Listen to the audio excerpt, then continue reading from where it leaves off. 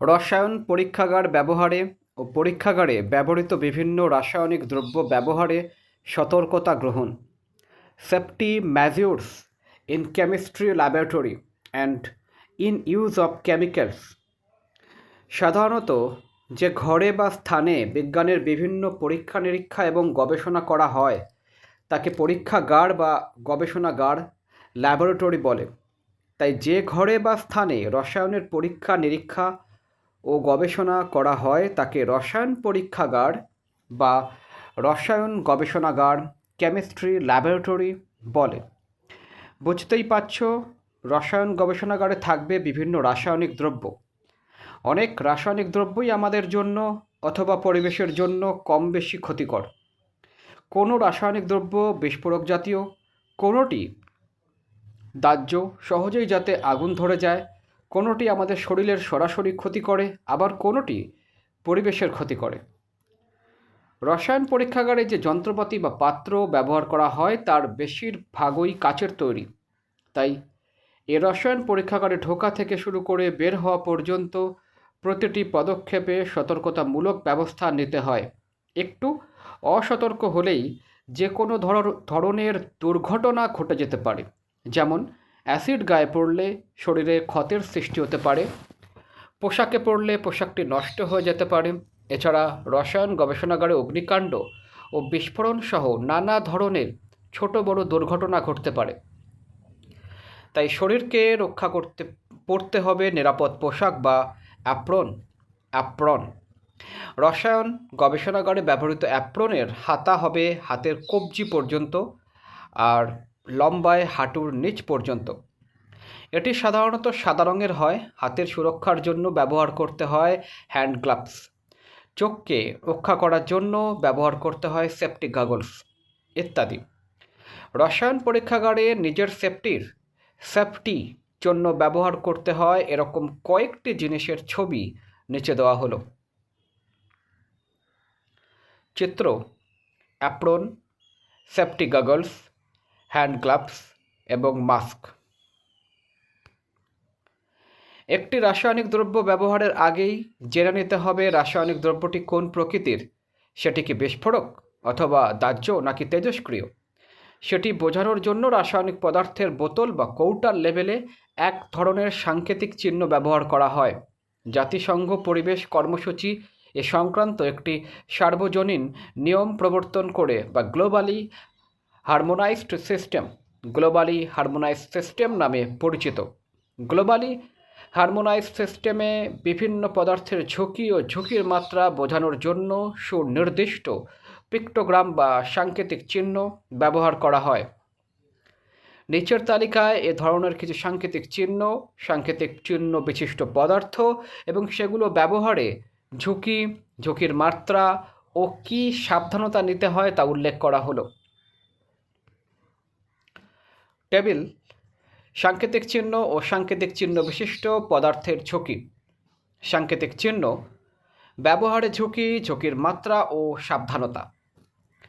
বিস্ফোরক পদার্থ explosive substance.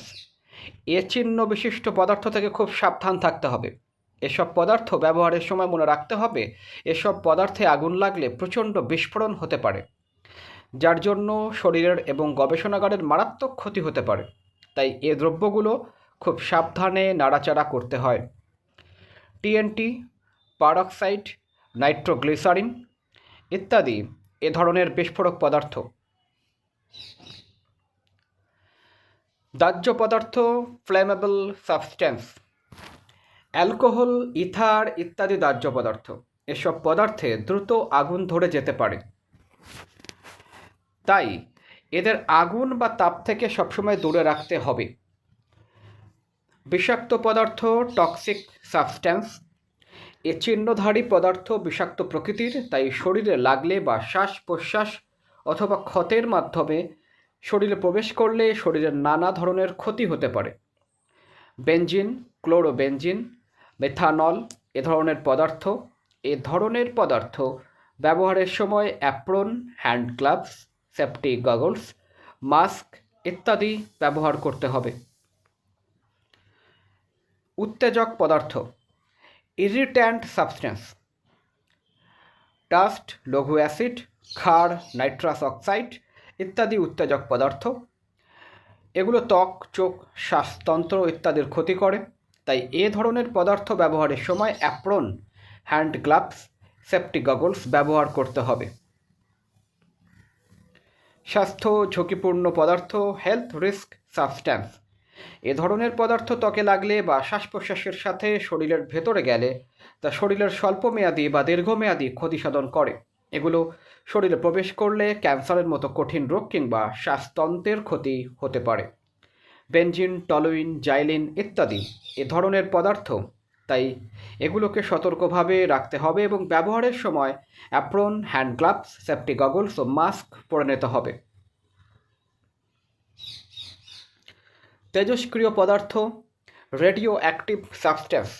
এসব পদার্থ থেকে ক্ষতিকারক রশ্মি বের হয় যা ক্যান্সারের মতো মরণব্যাধি সৃষ্টি করতে পারে কিংবা একজনকে বিকলাঙ্গ করে দিতে পারে। তাই এসব পদার্থ ব্যবহারের সময় বিশেষ সতর্ক থাকা প্রয়োজন। ইউরেনিয়াম, রেডিয়াম ইত্যাদি তেজস্ক্রিয় পদার্থ পরিবেশের জন্য ক্ষতিকর, ডেঞ্জারাস ফর এনভায়রনমেন্ট। এ পদার্থগুলো পরিবেশের জন্য ক্ষতিকর। এ ধরনের পদার্থের উদাহরণ হলো লেড, মার্কারি ইত্যাদি। তাই এগুলোকে ব্যবহার করার সময় যথেষ্ট সতর্ক হওয়া প্রয়োজন। ব্যবহারের পরে এগুলো যেখানে সেখানে না ফেলে একটি নির্দিষ্ট স্থানে রাখতে হবে। এসব পদার্থকে যথাসম্ভব পুনরুদ্ধার করে আবার ব্যবহার করার চেষ্টা করতে হবে, তাহলে এগুলো সহজে পরিবেশে ছড়িয়ে পড়তে পারবে না। ক্ষত সৃষ্টিকারী, ক্রোসিপ। এই পদার্থগুলো শরীরে লাগলে শরীরের ক্ষতের সৃষ্টি হয়। শ্বাস প্রশ্বাসের সাথে গ্রহণ করলে তা শরীরের ভেতরের অঙ্গেরও ক্ষতি সাধন করতে পারে। Hydrochloric acid, sulphuric acid, sodium হাইড্রোক্সাইডের ঘন দ্রবণ এ জাতীয় পদার্থের উদাহরণ। নমুনা প্রশ্ন, বহু নির্বাচনী প্রশ্ন, সৃজনশীল প্রশ্ন, সংক্ষিপ্ত উত্তর প্রশ্ন। নিজে করো।